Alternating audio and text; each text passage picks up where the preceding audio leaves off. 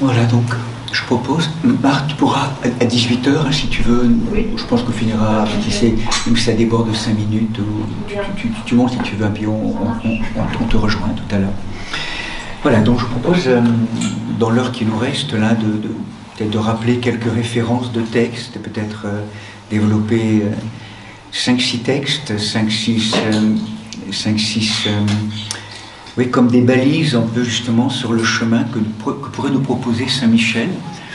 Alors en sachant bien sûr la présence qui est à l'œuvre, c'est la divine Trinité. Hein. Saint Michel n'est pas à la place du Christ, hein, c'est vraiment l'œuvre trinitaire, Père, Fils et Saint-Esprit. Le médecin des corps et des âmes, c'est bien le Christ avec l'Esprit Saint et toute cette dimension bouleversante, hein, de cette présence divine.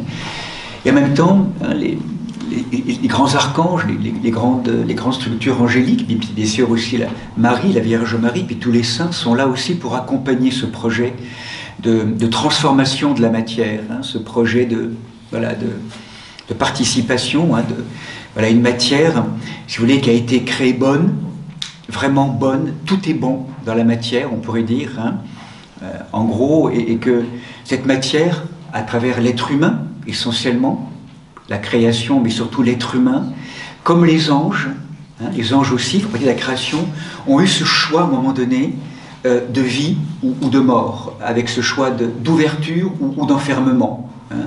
Ouverture, oui, vers toi. Et je suis dans l'ouvert, oui, vers. Et non vers, c'est l'enfer, c'est l'enfermement. C'est le détournement. On pourrait le dire aussi vers père, père vers.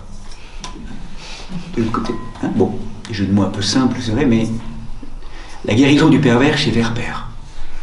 Hein, c'est tourner vers le père. Hein, dans les logiques aujourd'hui de perversion qui peuvent nous habiter, qu'on peut rencontrer, hein, ce sont des petits mots comme ça, mais qui nous rappellent bien l'orientation. Hein, effectivement, dans la tour de Babel, l'humanité vient de l'Orient. Hein, vous vous rappelez toujours la manière dont nos bâtiments, même toute tradition justement, hein, sont souvent orientés vers l'Est, vers l'Orient, parce que ça oriente, ça réoriente, ça retourne l'humanité vers l'Est.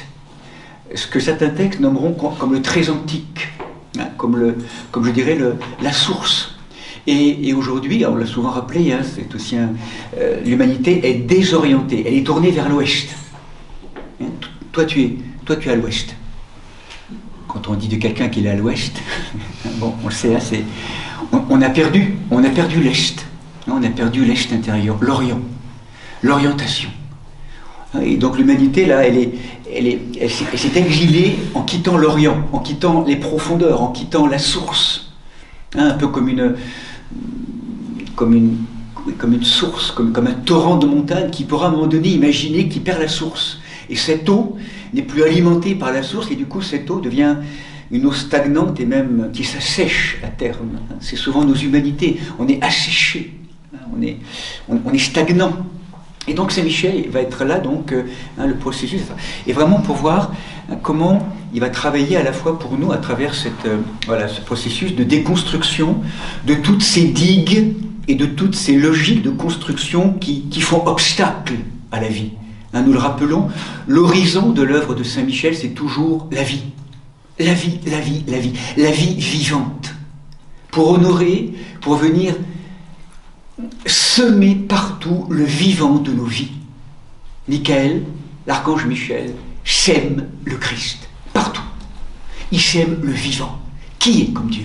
Hein, c'est pour ça que dans son bouclier, souvent qui tient, dans les icônes, hein, on a souvent ce visage du Christ, ou même ICXC, c'est vraiment le chevalier qui vient vraiment toujours rappeler le sens de la matière. Hein. Et donc du coup, cette matière, on le rappelait tout à l'heure, elle est prise au piège de ses forces. Ces forces, elles sont ce qu'elles sont, ces forces lucifériennes, ces forces diaboliques. Elles sont ce qu'elles sont. Elles sont homicides, elles ne veulent pas, nous l'avons déjà vu, de la déification, de la sanctification de la matière. Elle est contre non serviam. Mais vous sentez bien, c'est important pour nous à entendre, ces forces en elles-mêmes n'ont pas de pouvoir, elles n'ont simplement le pouvoir qu'on leur donne. Et que si on donne autorité à ces forces, on va se rendre objet de ces forces, on donne autorité à ces forces, et là, elles nous objectivent, elles nous manipulent, et elles ont tout le pouvoir sur nous, qu'on leur donne quelque part. Tout l'autre chemin, vous sentez bien, c'est comment redonner autorité à cette puissance qui a vaincu le Satan à tout jamais, qui est le Christ. Et donc là, c'est nous qui allons donc, vous le savez, par un positionnement juste et clair, en termes d'autorité, un mot souvent que je répète, hein, en termes d'autorité, à qui je donne autorité, hein, à chaque fois. Est-ce que c'est à la mort, voilà, ou est-ce que c'est vraiment dans ce choix de vie, et là je redonne au Christ, hein, c'est toi Seigneur, par rapport à cela. Et là, Saint Michel est vraiment cette force qui va m'aider à me sortir de l'objectivation, à déconstruire tous les mécanismes qui se sont construits parfois très consciemment pour manipuler. Hein, aujourd'hui, on a des constructions pour manipuler l'homme sans Dieu, hein, tout puissant, l'homme augmenté, hein, l'homme transhumaniste, enfin, je dirais toutes ces logiques actuellement, ou des tours de ou des constructions qui se sont passées malgré moi et au-delà de moi, dans l'inconscience, pour survivre.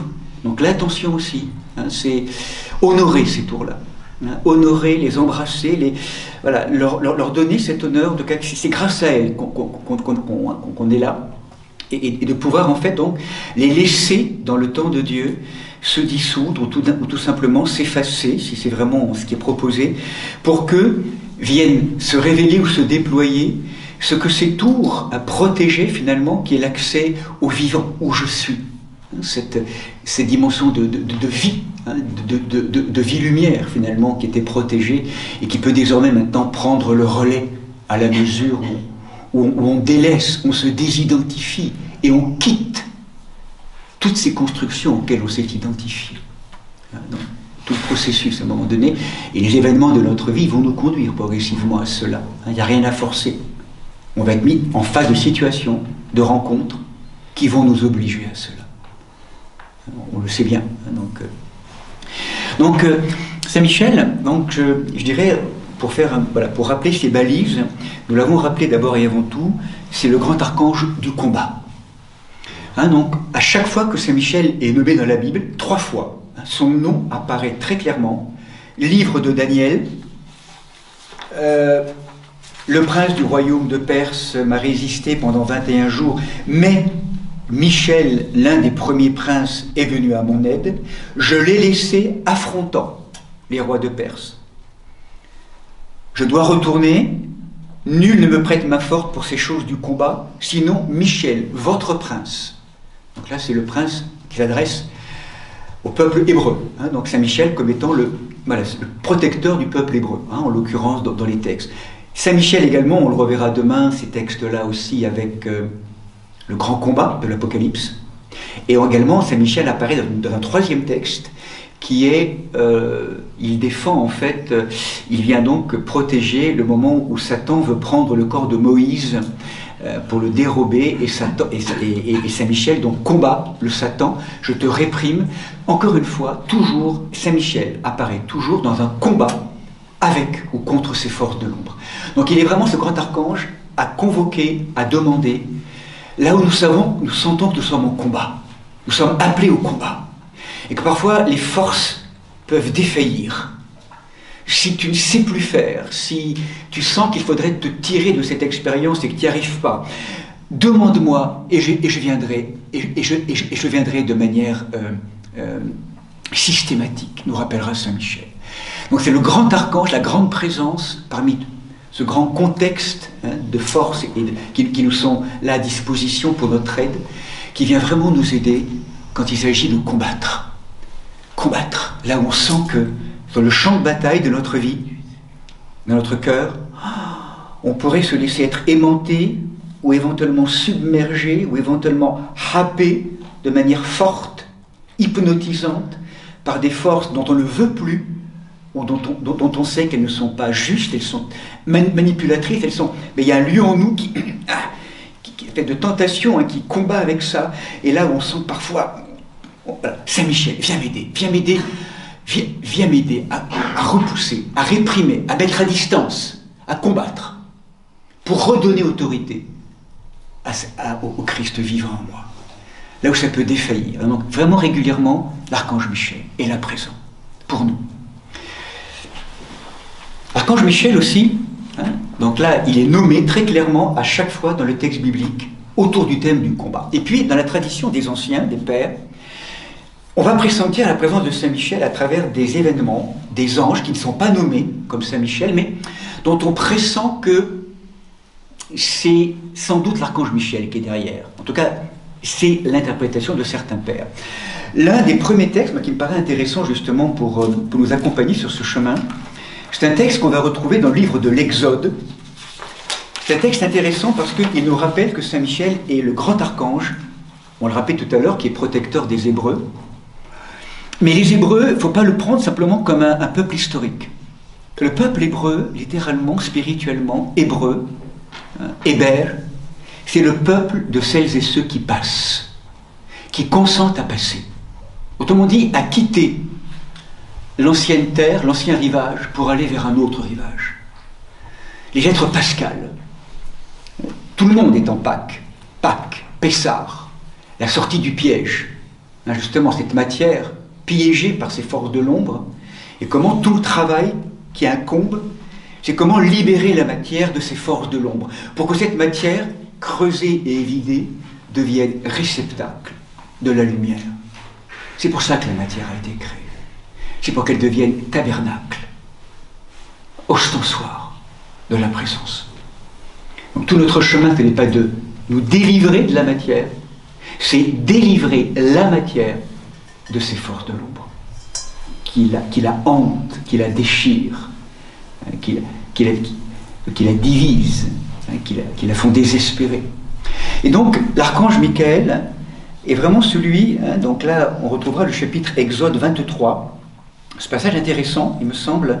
« Voici que je vais envoyer un ange devant toi, pour qu'il veille sur toi en chemin et te mène au lieu que je t'ai fixé. Révère-le, écoute sa voix. » C'est Yod et Vavé Elohim qui parle au peuple d'Israël, qui a quitté la terre d'esclavage et à qui est confié un archange ou un ange pour aller vers la terre promise. Donc c'est vraiment le grand archange qui va nous accompagner lors de nos Pâques. Ces grands départs, ces grandes... Quitter la terre d'esclavage, les terres d'enfermement, pour aller vers une terre de liberté, une terre nouvelle. En tout cas, ce que nous rappelle ce mot, ce texte, révère-le, écoute sa voix, ne lui sois pas rebelle, mon nom est en lui. Mon nom est en lui. C'est Dieu qui dit ça. Mon nom est en lui, dans cet ange. Et là, on retrouve sans doute, et là, je ne vais pas revenir là-dessus, mais des textes de la littérature apocryphe, en particulier le livre d'Enoch, qui rappelle qu'effectivement l'archange Michel, peut-être à la différence des autres archanges, a un mystère qui l'habite, c'est qu'en lui a été confié le mystère du nom de Dieu. Et connaître le nom, littéralement, c'est la présence. C'est vraiment la force. Comme si Saint Michel, en disant qui est comme Dieu, avait reçu de Dieu, je dirais, le mystère même de la présence de Dieu. Mon nom est en lui. Autrement dit, l'archange Michel, sans arrêt en l'invoquant, il nous ramène à cette identité divine. Et donc, mon nom est en lui. Si tu écoutes bien sa voix, et si tu fais ce que je dis, donc du coup, je serai l'ennemi de tes ennemis, et donc mon ange ira devant toi et te mènera. C'est lui qui va donc venir ouvrir le chemin. Il nous sort de l'esclavage, de l'emprisonnement, pour aller vers la terre promise. C'est l'ange de la Pâque, l'ange pascal. Et c'est intéressant dans le sens où il nous conduit vers notre nom, notre identité de fils et de filles de Dieu. Nous ne savons pas notre nom encore.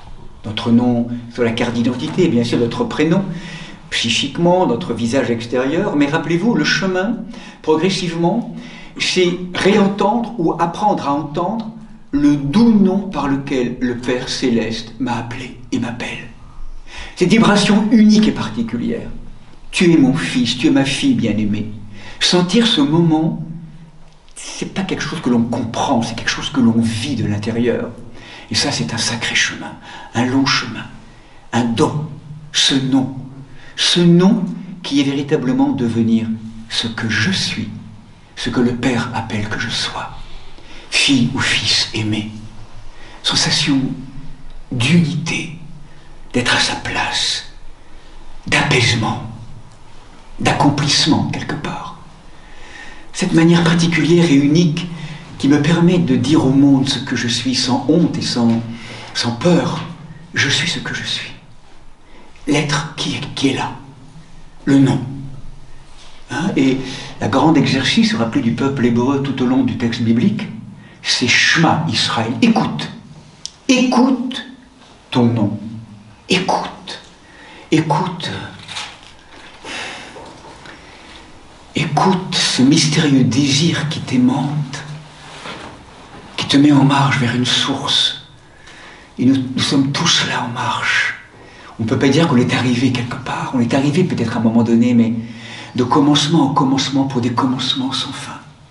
C'est tout un pèlerinage. Je dirais que le bonheur, ce n'est pas le but.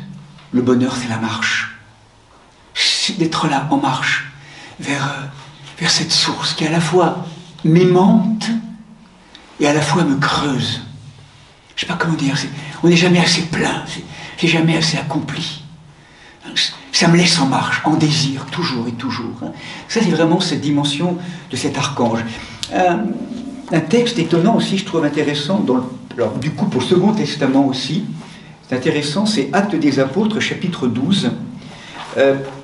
Particulièrement intéressant aussi, c'est le moment, alors là c'est étonnant aussi, dans les pères on parle, donc là je passe dans le Second Testament maintenant, mais pour parler un peu de cette délivrance, de cette sortie de la prison, c'est le moment, Actes des Apôtres, chapitre 12, où il nous est dit que Pierre, donc, est fait prisonnier, on le mit en prison, c'est Hérode, et on le confia à la garde de 4 escouades de 4 soldats. Pierre est en prison. 4 escouades, 4 soldats. 4. La matière. 4 quand même, c'est étonnant en fait, ce 4 qui est là. Et là, ce qui est dit, Hérode allait le faire comparaître. Cette nuit-là, Pierre dormait entre 2 soldats, maintenus par 2 chaînes, dualité enfermante à ce moment-là. Des gardes sont en faction à la porte. Tout à coup, au milieu, l'ange du Seigneur surgit. Le local fut inondé de lumière. Certains y verront l'archange Michel. Sorti de la prison, l'ange réveille Pierre, lui frappe le côté, « Lève-toi vite !» Les chaînes se détachaient des mains de Pierre, et l'ange de poursuivre, « Mets ta ceinture, lasse tes sandales. » Ça, c'est presque une injonction qu'on retrouve lorsque le peuple hébreu va quitter la terre d'Égypte. Les reins saints, sandales aux pieds. Là, Pierre, à travers tout ce texte, vit une Pâque. L'arrachement à l'emprisonnement dans la matière, fermée, prise au piège, qui se libère. Le rôle de l'archange, pour venir ouvrir la matière et la faire respirer. Ce qu'il fit, et l'ange ajouta, « Passe ton manteau et suis-moi ». Et Pierre sort à la suite, et Pierre ne se rendait pas bien compte que l'intervention de l'ange était réelle, il croyait avoir une vision, et il passe différents postes jusqu'à ce qu'il retrouve dehors, et là, eh bien, il reprend ses esprits, et il comprend que c'est réellement l'ange du Seigneur qui l'a accompagné. Voilà, ça ce sont des textes, toujours des images, des allégories, pour nous rappeler ces lieux d'enfermement, ces lieux cadenassés en chacun d'entre nous, ces lieux durs, ces noyaux durs, de défense, tellement parfois difficile à avoir accès, où là, l'archange, en l'appelant, peut vraiment ouvrir tous ces lieux-là, de le demander, de prier. Ce qui est intéressant aussi, c'est que ce n'est pas tellement Pierre qui prie, c'est toute la communauté qui prie. Pierre était en prison, mais la prière ardente de l'Église montait sans relâche vers Dieu à son attention.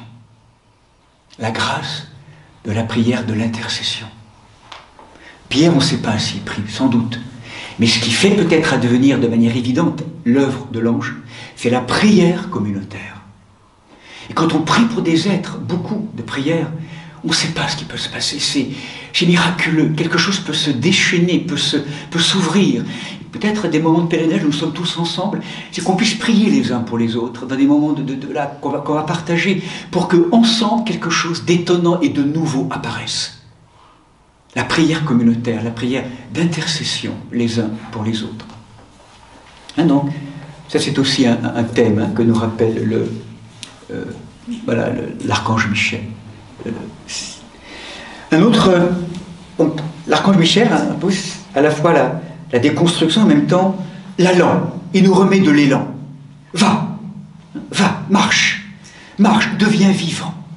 Choisis la vie, vraiment. Choisis la vie, quitte la mort. Et là, on va rejoindre aussi un texte intéressant, un petit texte aussi intéressant, je trouve, pour ramener le... C'est ce texte où Saint Michel, c'est aussi lui, apparemment, qui serait là, même s'il n'est pas nommé, va rejoindre dans le livre des Juges, chapitre 6, un homme, Gédéon, qui vit une expérience qu'on vit tous à un moment donné, chacun d'entre nous. Gédéon battait le blé dans le pressoir, verset 11. L'ange du Seigneur lui apparut. Le Seigneur est avec toi, vaillant guerrier. Gédéon lui répondit, je t'en prie, mon Seigneur. Si le Seigneur est avec nous, d'où vient tout ce qui nous arrive? Où sont donc tous les prodiges que nous racontaient nos pères quand ils disaient Yod et Vavé ne nous a-t-il pas fait monter d'Égypte? Maintenant, il nous a abandonnés, il nous a livrés au pouvoir de Madian. Alors le Seigneur se tourne vers lui, l'ange du Seigneur, va avec la force qui t'anime, et tu sauveras Israël du pouvoir de Madian. N'est-ce pas moi qui t'envoie? Je t'en prie, mon Seigneur, lui répondit Gédéon. Comment sauverai-je Israël? Mon clan est le plus faible, et moi, je suis le dernier de la maison de mon père. Je vois rien. Je suis nul. Va! Dans les moments où on ne croit plus en soi, on ne croit plus. On a l'impression d'avoir des moments douloureux, difficiles, où il n'y a plus de force, il n'y a plus rien. On est... Écoutons cette parole. Réveille-toi. Lève-toi. Je t'en prie. Je serai avec toi, dit le Seigneur. Je serai avec toi et tu battras Madian comme si c'était un seul homme. Bon, Gédéon va demander une preuve après. Vous connaissez un peu les preuves avec le feu qui va descendre sur les offrandes. Ça, c'est important pour nous. Saint Michel. Vous vous rappelez aussi Saint Michel, il est aussi cet ange pressant les pères, aussi lorsque dans le livre des rois, Élie, qui vient de faire des miracles, etc., il se retrouve sur le chemin en marche vers l'Horeb, convoqué donc par le Seigneur, et Élie est face comme ça, il s'endort un soir, il dit mais à quoi ça sert tout ça? Tout ce travail que j'ai fait, je vaux pas mieux que mes parents, ça sert à rien tout ça. Seigneur, prends ma vie. 40 ans de psychanalyse ou 40 ans de travail sur soi, et j'en suis que là. Oh, mon Dieu, toujours aussi petit et triqué. Bon, je sais pas comment dire, je vois rien, enfin, j'ai pas les... Et on est en marche pourtant vers l'Horeb. Vous vous rappelez l'ange le soir, ou le matin, qui vient réveiller Élie avec 2 petites galettes qui sont là en train d'être réchauffées. Et Élie, allez, mange les galettes et maintenant continue ta marche. Je suis avec toi. Saint Michel, encore, qui est là, en arrière-plan pour certains. Élie mange les galettes et il se rendort. On est pareil, enfin, franchement, on n'est pas... On mange les galettes et puis pouf, allez, on se rendort. Et de nouveau, les galettes arrivent. Allez, lève-toi, en marche. Voilà, dans ces moments où on n'en peut plus, et pour certains d'entre nous, chacun d'entre nous, à un moment donné, sur le chemin, c'est ça, Saint Michel. On n'en peut plus. Il n'y a plus envie de se lever. Franchement, prends ma vie. Élie dit ça. Prends ma vie, j'en peux plus. Allez, lève-toi. Des petites galettes le matin. Vous savez que les petites galettes, parfois, pour nous, c'est le coup de téléphone à 10h, 11h, ou un peu d'argent qui vient comme ça tomber. On ne sait pas d'où ça vient. L'ange qui vient à travers un coup de téléphone, un ami, un frère, une sœur, qui vient donner quelque chose, qui nous permet de faire un pas de plus, de respirer. Donc voilà, Saint Michel, là où l'un des enjeux diaboliques, c'est de nous faire désespérer. De nous, de l'autre, du monde, de la vie. À quoi bon? Ça sert à rien. Ça sert à rien. Lève-toi. Je ne t'abandonnerai pas jamais. Donc ça, c'est l'un des accès aussi, l'un des aspects vraiment de Saint Michel, comme celui qui vient dynamiser, réveiller, éveiller, remettre debout. Lève-toi, ma bien-aimée, lève-toi et va vers toi-même. Ultreia, pour faire un pas de plus. Un vaillant guerrier, ça c'est vraiment...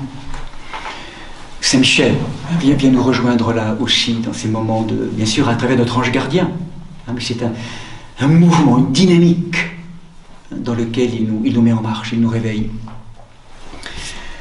Mais en même temps, il nous met en marche, et lorsqu'on est en marche, il nous invite aussi à écouter.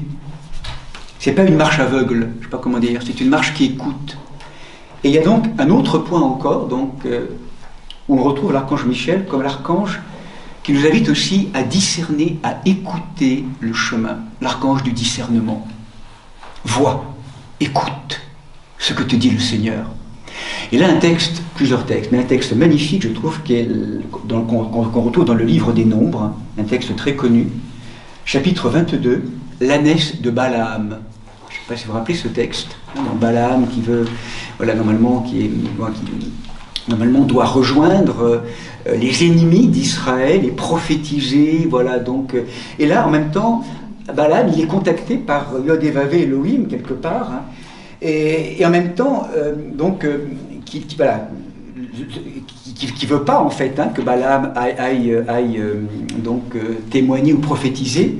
Et là, eh bien, au matin, Balaam se lève, scelle son ânesse et part avec les princes de Moab. Et là, son départ excite la colère de Dieu. Qu'est-ce que tu fais, hein? Tu n'as pas écouté. Et là, l'ange du Seigneur est là et se poste sur la route pour lui barrer le passage. Donc là, quand quelqu'un nous barre le passage, écoutons. Écoutons. Alors parfois, ça peut être l'obstacle, mais ça peut être aussi parfois qu'il faut, je sais pas comment dire, il faut avoir l'humilité de changer de trajectoire. Hein, écoutez, hein, Balaam. Et là, il y a tout un texte intéressant. Donc Balaam monte sur son ânesse avec deux garçons qui l'accompagnaient.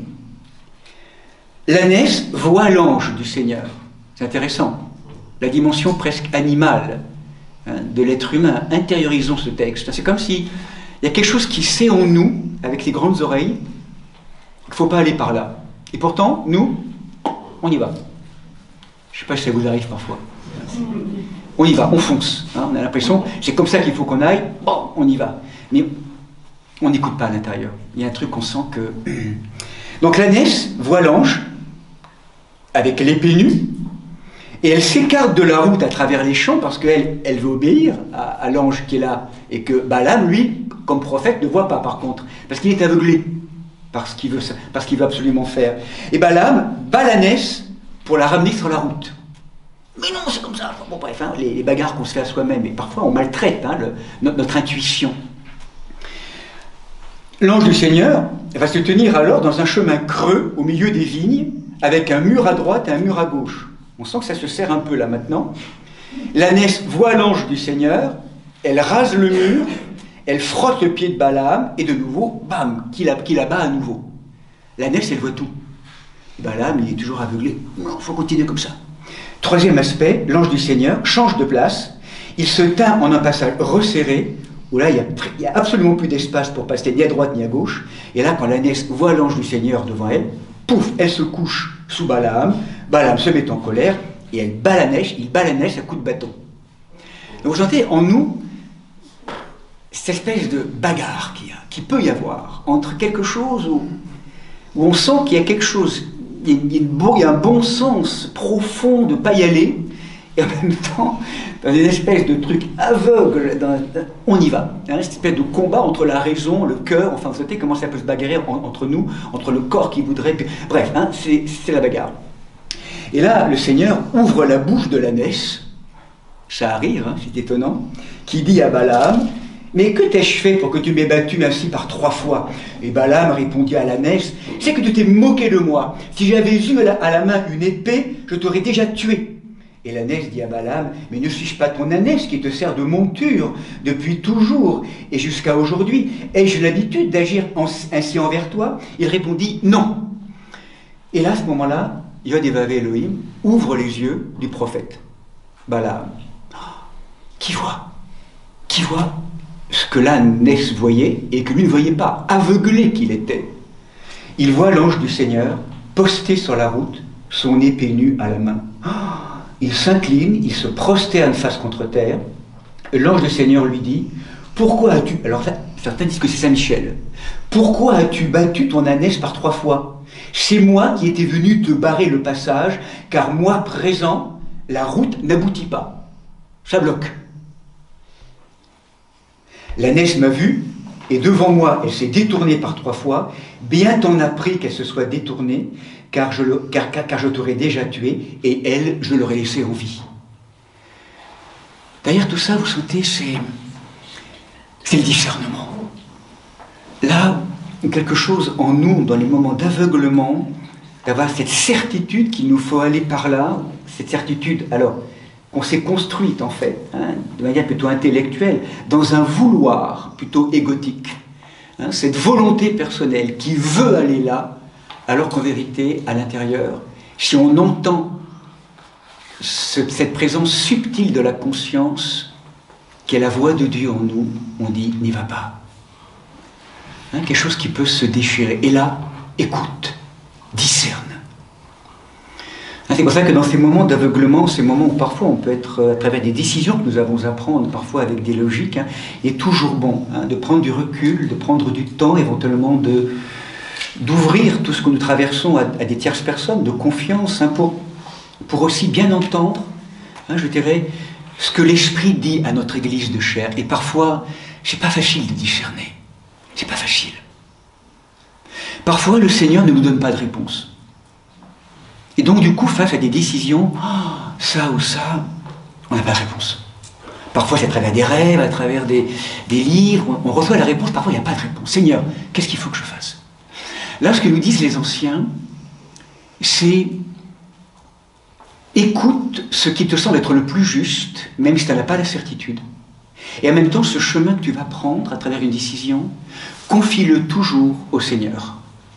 Autrement dit, au moment où tu vas prendre la décision et t'orienter vers ce chemin, si vraiment c'est donné au Seigneur, il va te dire oui, continue, ou non, arrête. Et à ce moment-là, si tu écoutes, tu vas pouvoir changer de route. Mais l'idée, c'est quand même si on ne sait pas exactement ce qu'il faut faire, d'y aller quand même, quand on sent que la décision est à prendre, mais de toujours le confier au Seigneur pour qu'à terme, soit toujours lui à qui nous ordonnons notre vie, notre décision, qui se chargera de nous rectifier ou pas, hein, de nos décisions à prendre. Je ne sais pas si je suis clair hein, dans la perspective concrète des choses. Hein, parfois on ne sait pas, il n'y a pas vraiment de... Et là on sent bien, quand on prend une décision, qu'on vacille un petit peu, hein, souvent lorsqu'on est vraiment, c'est juste quelque chose de... il y a quelque chose à laquelle on a renoncé, mais on sent que ça s'est unifié en nous. Au contraire, quand ça n'allait pas, c'est qu'on a peut-être... alors ça peut l'être, en même temps, si ça n'allait pas, c'est qu'il y a peut-être quelque chose, effectivement, qui a donc à rectifier. Et là, le Seigneur va nous inviter à rectifier. Voilà, on l'a déposé dans le cœur de Dieu. Et donc, eh bien, voilà, cette décision, elle n'est pas forcément juste, mais comme tu me l'as confié, allez, on change maintenant de chemin pour que tu ailles vraiment là où c'est plutôt vers là qu'il faut que tu ailles. Donc, vous sentez que c'est aussi un compagnonnage qui s'apprend. On balbutie, on a droit à l'erreur. On a le droit à l'erreur.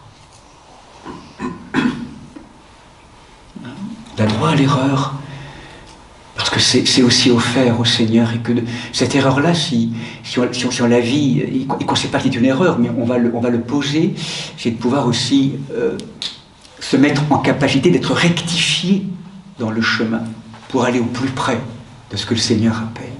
Donc, discernement sur le chemin, l'archange. Peut-être avoir encore, oui, peut-être deux références, peut-être encore qui me paraissent intéressantes aussi. L'archange Michel, donc, on va le retrouver aussi. Donc là, il va dans un rôle très très intéressant, à la fois de gardien, de combattant et de celui qui nous donne la force. Donc là, on va rejoindre peut-être déjà des choses déjà partagées. Là, il faudrait vraiment rejoindre le livre de Josué, de nouveau, chapitre 5 et 6. Et là, c'est vraiment de nouveau tout ce thème de la Pâque. Donc Michael qui accompagne tout cela. Et vous vous rappelez ce moment où à la fin donc, des 40 ans de marche dans le désert, les Hébreux arrivent enfin en vue de la terre promise, mais ils ont encore un rude passage à vivre, qui va être de prendre, vous savez, cette ultime forteresse qui est Jéricho, qui est une forteresse qui est cadenassée, une forteresse extrêmement forte, très puissante. Et ils vont encore vivre un moment de doute, d'hésitation, dans la peur qu'ils vont avoir à rencontrer quelque chose, un obstacle dans leur chemin vers la terre promise. Alors, rappelez-vous, c'est très beau parce que Moïse va envoyer des espions. Vous savez que c'est toute cette très belle histoire d'une prostituée qui s'appelle Rahab, qui va donc, vous le savez, à un moment donné, utiliser ce tissu écarlate.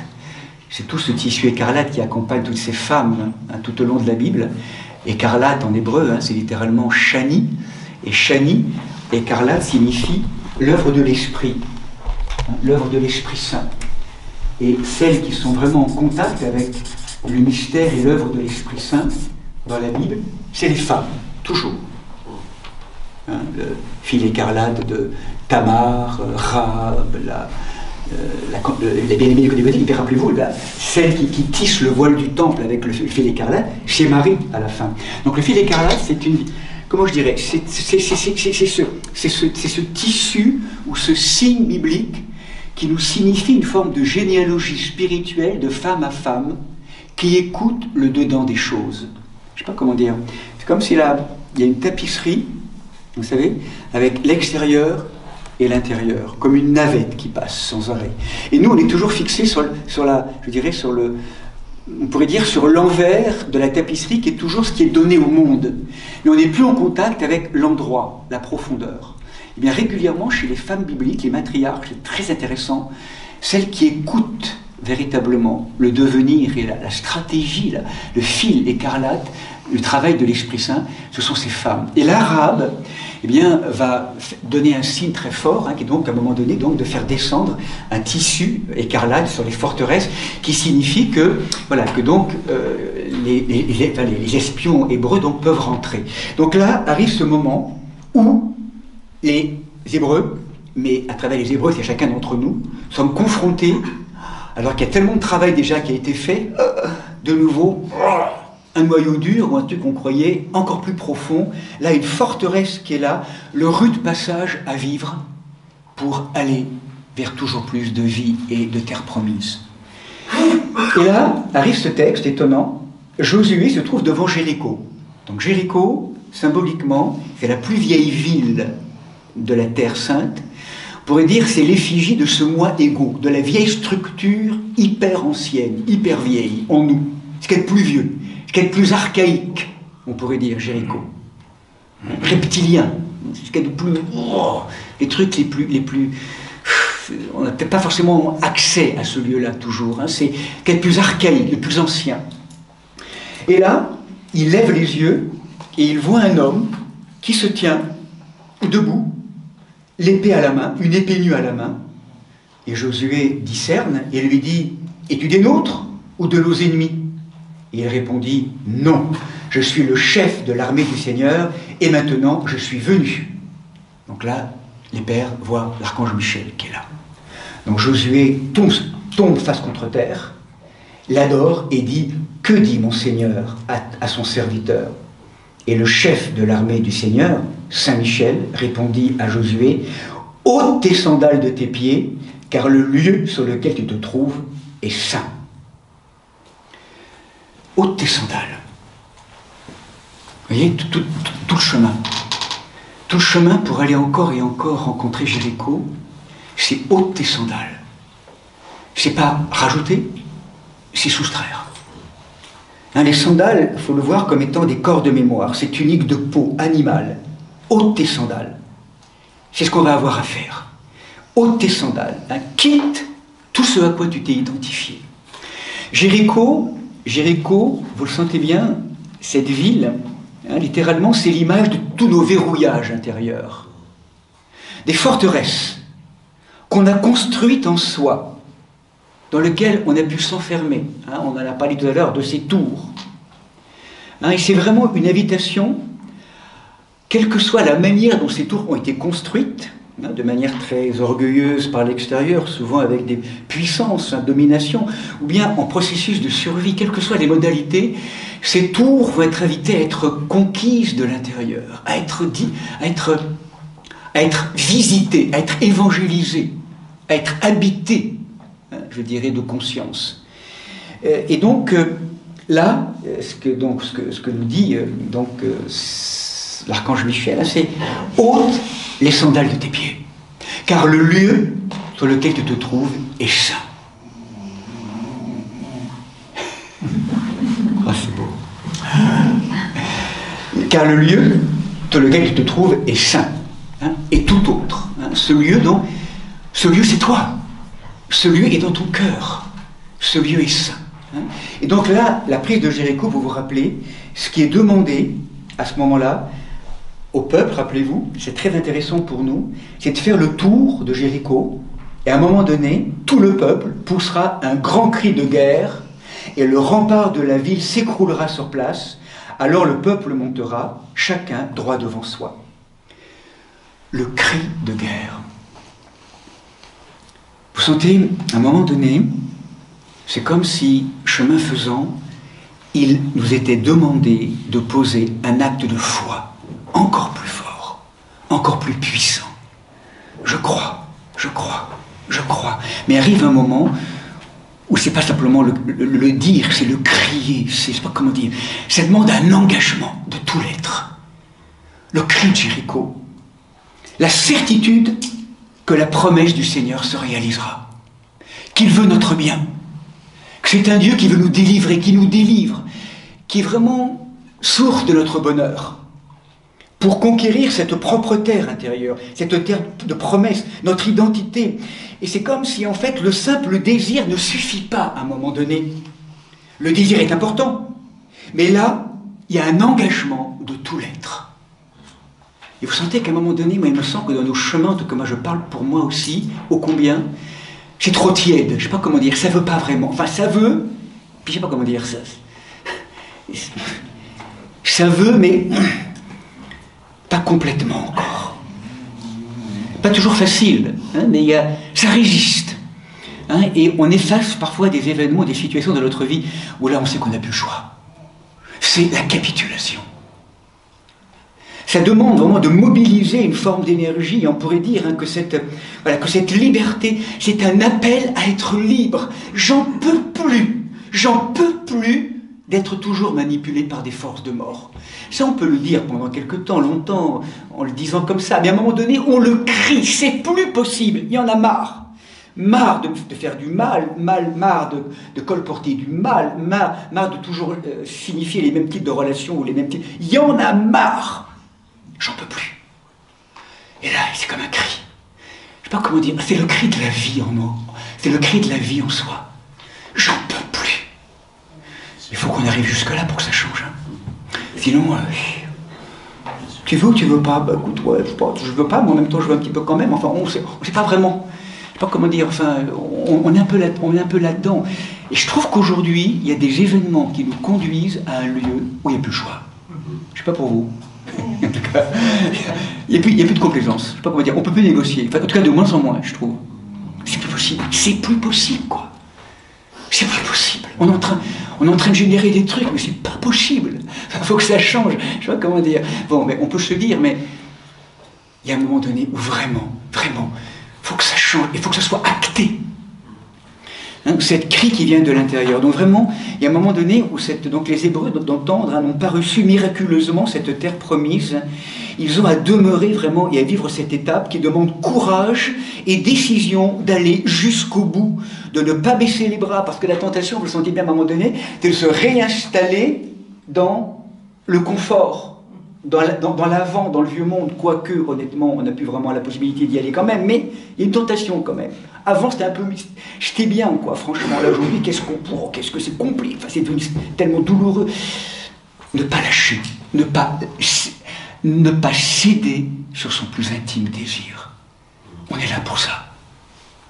Et même si au cœur de notre famille, même parfois en chacun d'entre nous, mais dans notre famille, parmi nos proches, alors, parfois la société aussi, nous disent tout le contraire. On a l'impression parfois de ramer complètement contre courant. Vous savez, un peu le saumon qui monte, il y a toute l'eau qui est en train de descendre et nous, on est en train de remonter. On fait comme on peut, on n'en peut plus. Parfois, cette remontée, on a l'impression, même dans notre lignée transgénérationnelle, quelle solitude parfois. De ne pas lâcher. De ne pas lâcher. Hein, ce plus intime désir. Hein. Et donc ce cri, Saint-Michel, donc est là, encore une fois, pour nous rappeler. Hein, donc, et là aussi, hein, le danger toujours, c'est l'endormissement dans les sécurités, dans la dépendance, dans l'infantilisme. Et je crois qu'aujourd'hui, on est vraiment dans une logique très forte à devenir adulte, sujet. Les temps l'appellent.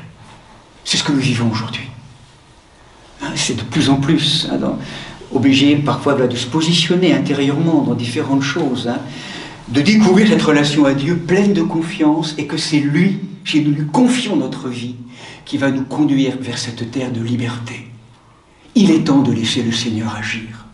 J'ai ma part ô combien, qui est ce choix de vie, mais après, avec lui et avec moi, c'est lui qui nous porte maintenant pour aller, hein, vers ce lieu de terre promise. Donc ça, c'est vraiment un moment important, donc aussi que Saint Michel nous propose. L'appel à la responsabilité et au compagnonnage. Dieu a besoin de nous aujourd'hui.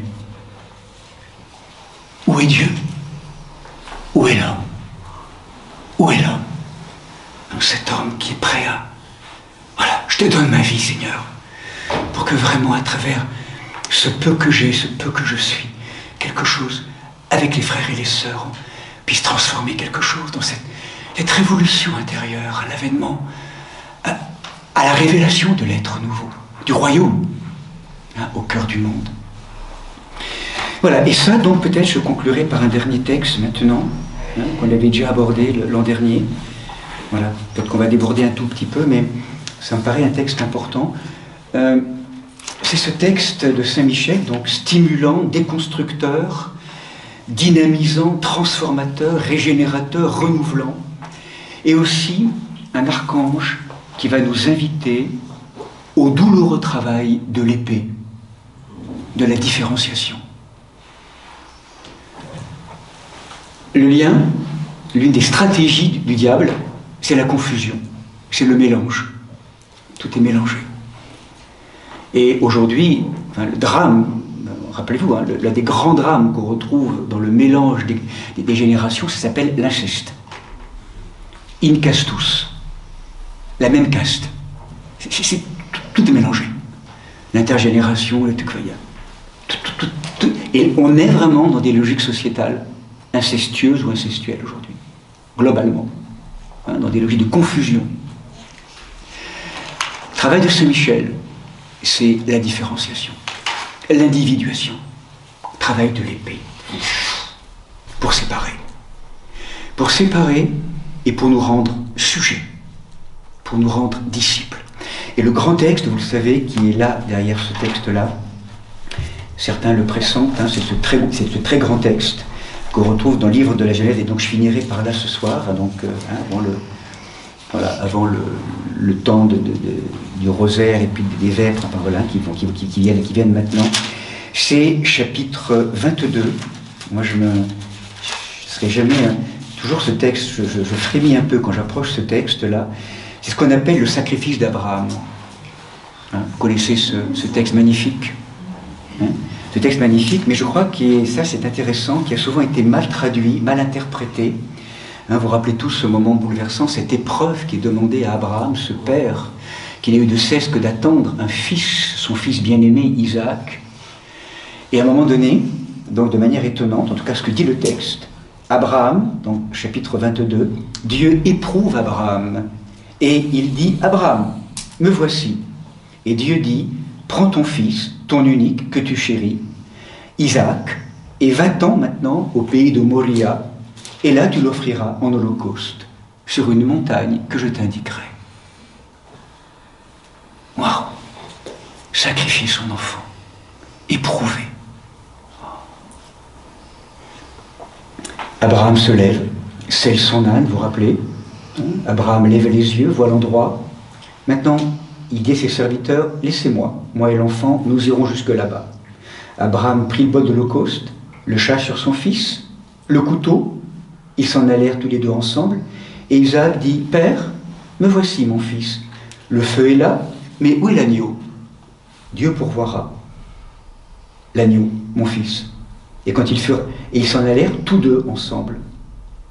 Quand ils furent arrivés à l'endroit que Dieu lui avait indiqué, Abraham y élève l'autel, etc. Et puis Abraham, dans une espèce d'acte de folie, on pourrait dire, étend la main, saisit le couteau pour immoler son fils. Et là, un ange apparaît. L'archange Michel, certains diront.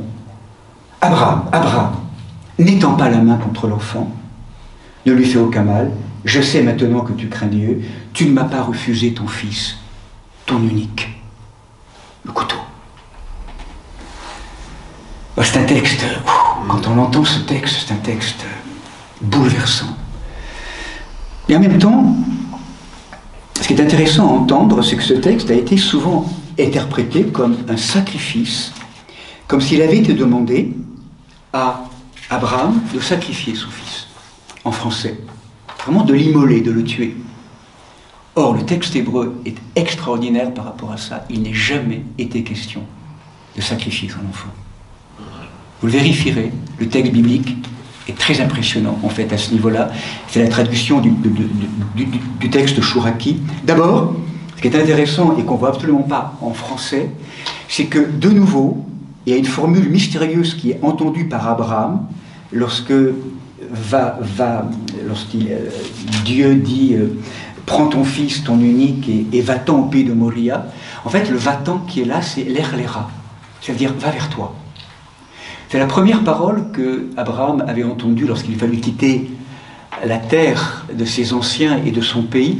L'erlera, en fait, on est en train d'entendre qu'Abraham vit une histoire initiatique, encore une fois, de libération d'une relation.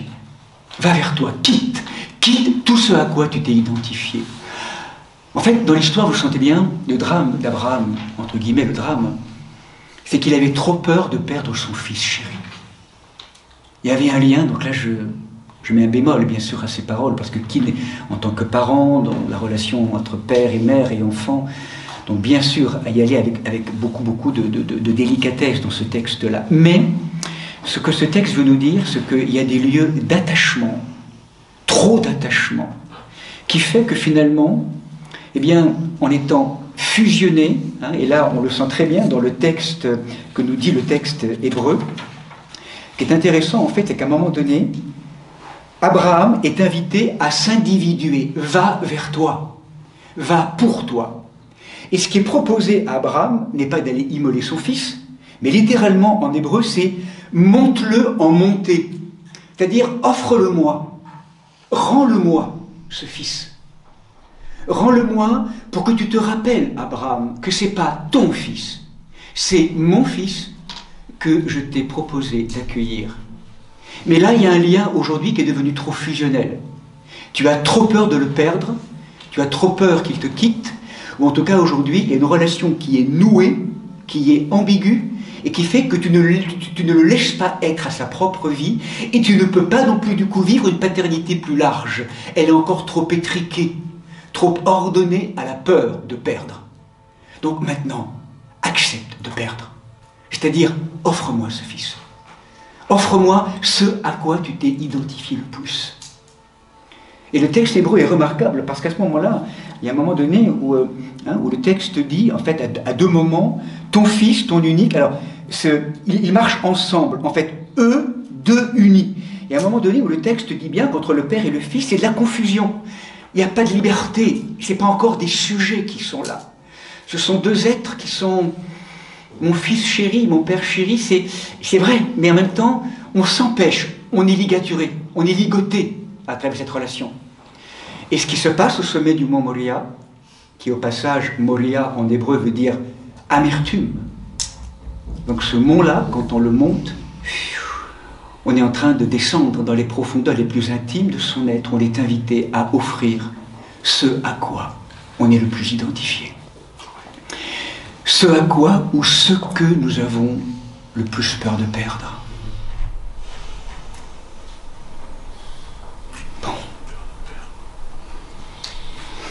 Et là, il y a quelque chose de très douloureux. Et en même temps de tellement fécond. Hein, ce travail de l'épée que le Christ nous rappellera tellement souvent.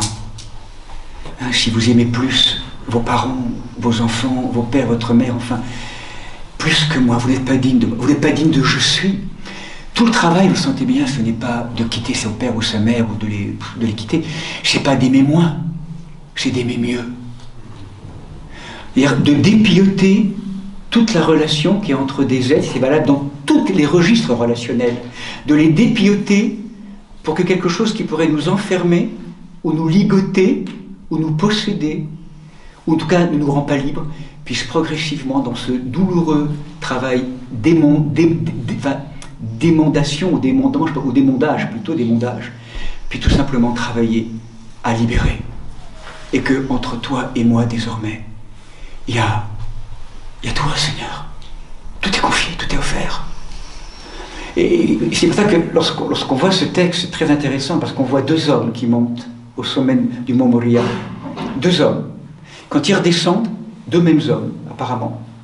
Et pourtant, tout a changé entre eux. Il y a un père et un fils qui sont ensemble, noués.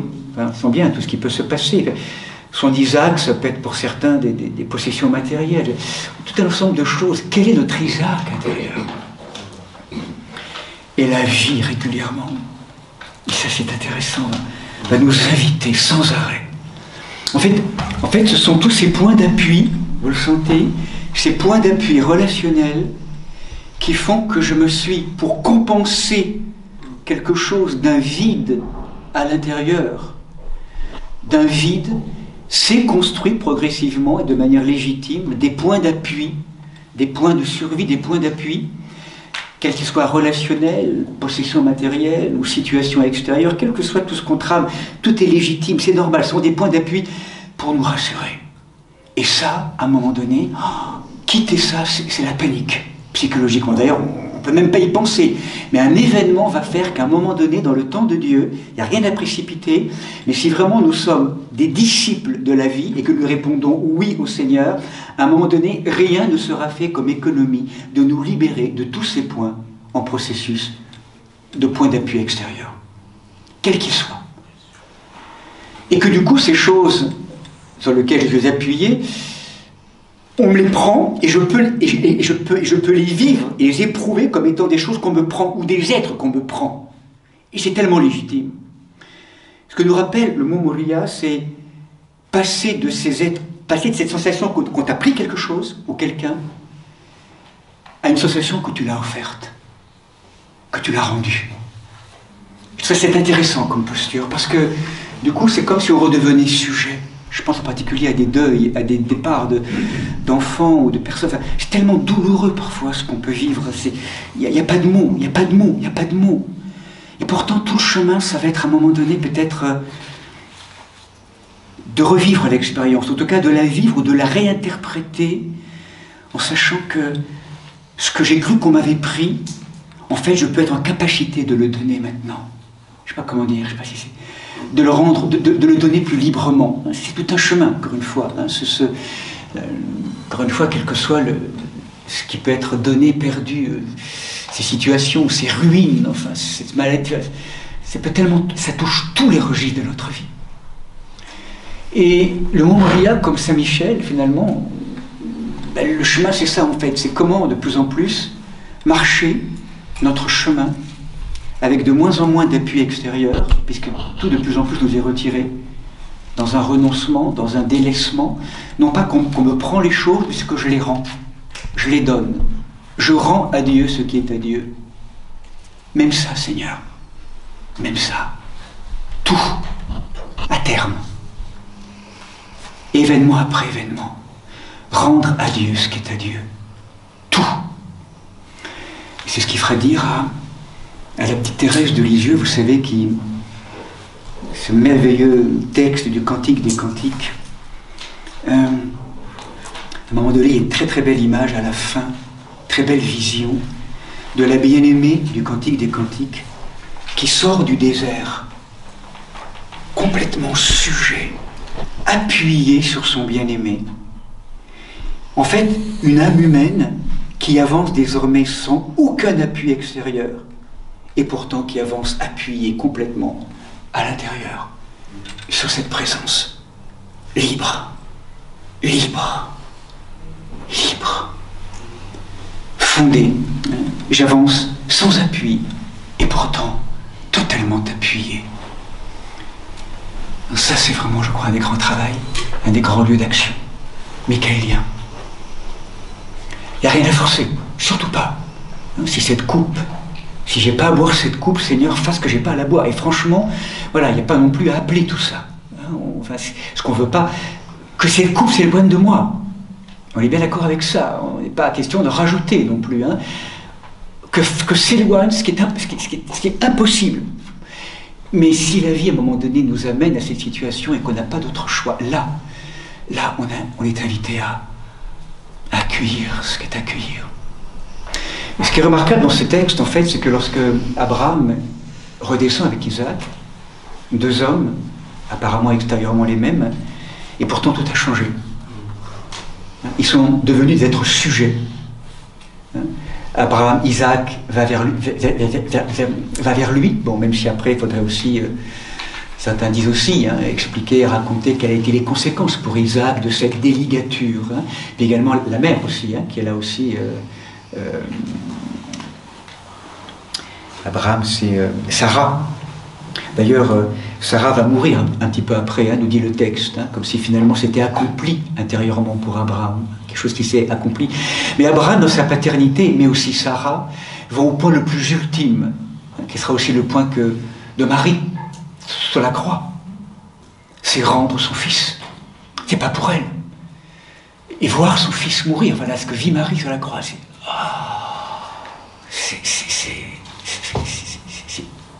incompréhensible. C'est incompréhensible. C'est abatteur, c'est debout. Et Abraham, donc, en descendant, donc, il nous est dit à ce moment-là, que dans le texte, c'est assez remarquable, l'ange du Seigneur, donc, certains diront Saint-Michel, appelle une seconde fois Abraham. Et là, il dit, je jure par moi-même, parole du Seigneur, parce que tu as fait cela, que tu ne m'as pas refusé ton fils, ton unique, je te comblerai de bénédictions, je rendrai ta postérité aussi nombreuse que les étoiles du ciel, et ta postérité conquérera la porte de ses ennemis. Par ta postérité se béniront toutes les nations de la terre. En fait, en offrant son fils unique, Abraham devient père d'une multitude. Une fécondité. Tu m'as donné ce à quoi tu tenais le plus. Ton fils est rendu à la vie. Vous n'êtes pas séparés. Vous êtes simplement devenus d'être sujets, rendus à la vie. Isaac dans sa mission. Et toi, Abraham, père, tu deviens père d'une multitude. Et je crois que c'est intéressant parce que c'est le moment aussi où Marie, sous la croix, en consentant à offrir son fils unique, devient mère d'une multitude. Par l'intermédiaire de Jean. Voici ton fils. Enfin, chacun, à Marie, nous sommes confiés chacun et chacune à Marie sous la croix. Donc ça veut dire que renoncer, offrir, ce à quoi la vie nous conduit, aussi douloureux soit-il, affectivement, émotionnellement, intellectuellement, spirituellement, c'est toujours dans le projet de Dieu, source d'une fécondité, d'un plus grand creusement, de plus en plus creux, de plus en plus profond, de plus en plus libre, de plus en plus évidé de soi, de plus en plus chambre, place nue pour laisser l'œuvre de Dieu s'accomplir. Peau après peau, mot Moria après mot Moria, travail de l'épée, dans tout ce que le Seigneur appelle à ce que soit transformé. Et je ne sais pas exactement, je peux pressentir un petit peu ce que j'ai à perdre, mais on le découvre au fur et à mesure en marchant, sans doute. Il y a des lieux de nous-mêmes dont on ne sait pas, donc on est habité, qu'on aura à traverser, à rencontrer, à offrir, à être travaillé pour donner encore plus, pour être toujours plus libre, plus vivant. Donc ça c'est bien cette œuvre michaélienne qui est là, aussi, ce travail de différenciation, un travail de l'épée, ce travail qui est dans les grands combats spirituels qui sont les nôtres, n'est pas une épée, vous le savez bien, à brandir pour tuer l'infidèle à l'extérieur. Malheureusement, les religions aujourd'hui, ça peut être ça aussi. Hein. On instrumentalise pour dire ceux qui ne croient pas comme moi, je les tue à l'extérieur. Mais aujourd'hui, de manière très très prégnante aussi, c'est l'épée qu'on se retourne contre soi. Combien de cas actuellement de suicide? Des êtres qui n'en peuvent plus, qui n'en peuvent plus. Est-ce que ces jeunes, ou moins jeunes, dans ces tentatives de suicide, ces suicides actuellement, nous rappellent aujourd'hui? Parce que ça a été annoncé par les temps aussi. Nous sommes dans des temps qui correspondent au patriarche Methushaël, nous rappelle Annick de Souzenel. C'est une bouleversante contemplation. Methushaël, c'est un patriarche qui nous rappelle que le monde est tellement absurde qu'on n'en peut tellement plus qu'on appelle la mort. On appelle la mort, tellement c'est absurde. Sauf que le texte est interprété de manière extérieure, et on appelle la mort et on se donne la mort. Alors qu'en vérité, le mot hébreu, qui est derrière, rappelez-vous, le mot mort, c'est le mot mutation.